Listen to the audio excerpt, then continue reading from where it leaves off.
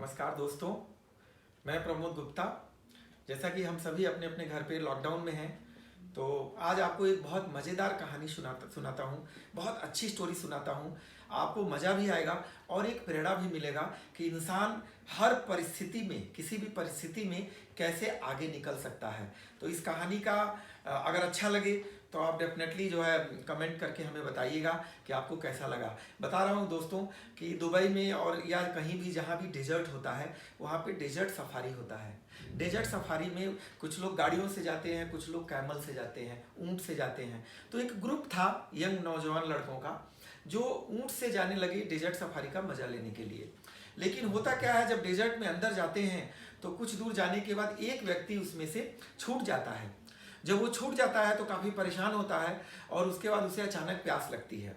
जब उसे प्यास लगती है तो वो सोचना शुरू करता है कि मैं क्या करूं, मैं क्या करूं। 1 घंटे निकल गए, 2 घंटे निकल गए, 5 घंटे निकल गए और उसके बाद सीधा सीधा पूरा दिन समझिए निकल गया।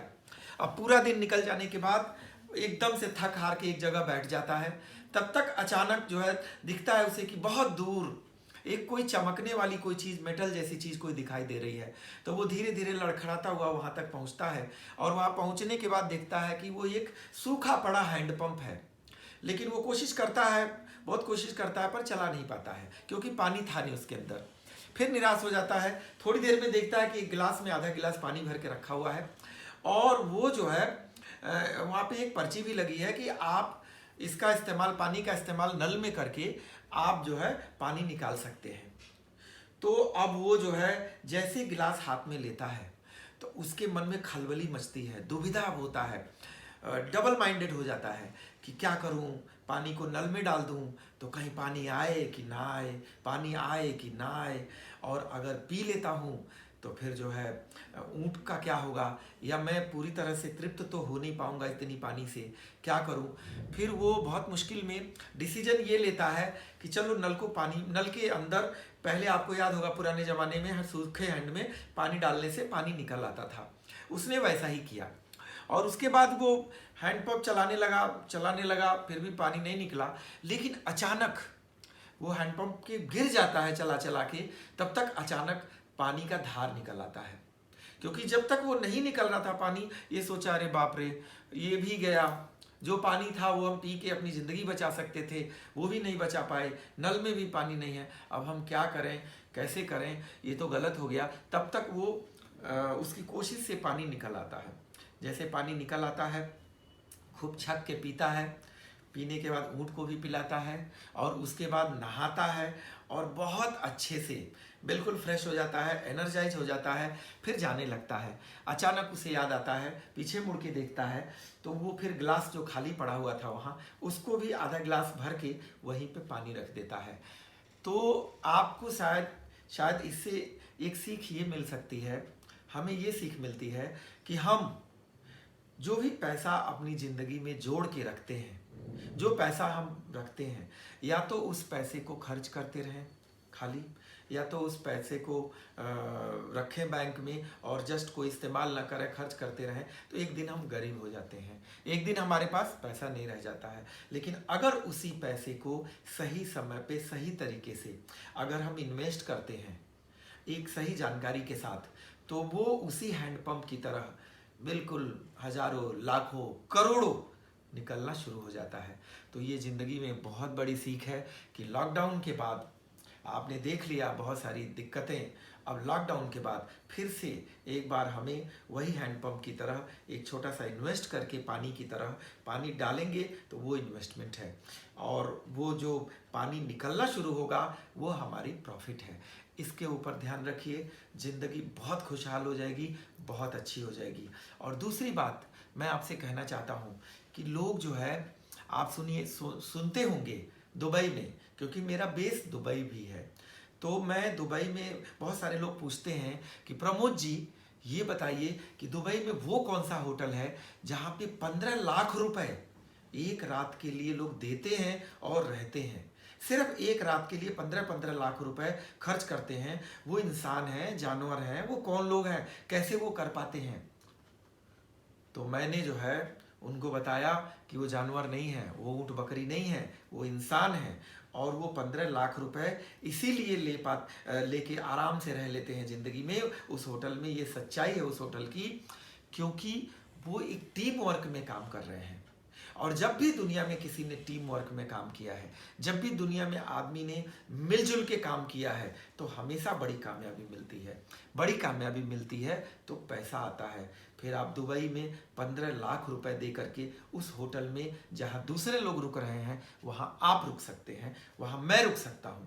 लेकिन उसके लिए सही समय पे डिसीजन, सही लोगों का मिलना और सही तरीके का रास्ता बहुत ज़रूरी होता है। अब टीम वर्क के ऊपर अगर बात कर रहा हूं मैं, तो आपको एक छोटी सी घटना बताऊं कि जब समुद्र मंथन हो रहा था, जब देवताओं और दैत्यों में युद्ध चल रहा था, उस टाइम समुद्र मंथन हो रहा था। तो समुद्र मंथन से अमृत भी निकला था बहुत सारी चीज़ों के अलावा। तो वो अमृत पीने के लिए होड़ लगने लगी। देवता चाहते थे मैं पी लूँ और राक्षस चाहते थे मैं पी लूँ। तो उसमें ईश्वर को एक तरीका सूझा कि क्यों ना इन लोगों को एक कंपटीशन की तरह एक इनको टास्क दिया जाए। वो टास्क में जो जीतेगा वो अमृत पी लेगा। तो क्या हुआ उसमें कि उन्होंने अमृत रख दिया सामने और दोनों ग्रुप को, राक्षसों को भी और देवताओं को भी, ये कह दिया कि आप लोगों का सबका हाथ सीधा रहेगा, किसी का हाथ ऐसे मुड़ नहीं सकता, सीधा रहेगा। और आप में से जो लोग अमृत पी लेते हैं वो अमर हो जाएंगे, और जब अमरत्व को प्राप्त कर लेंगे तो कोई भी दुनिया में बड़ा काम कर सकते हैं, मृत्यु से दूर हो जाएंगे। तो ऐसे में राक्षसों ने कहा ठीक है, ये अवसर पहले मुझे दिया जाए।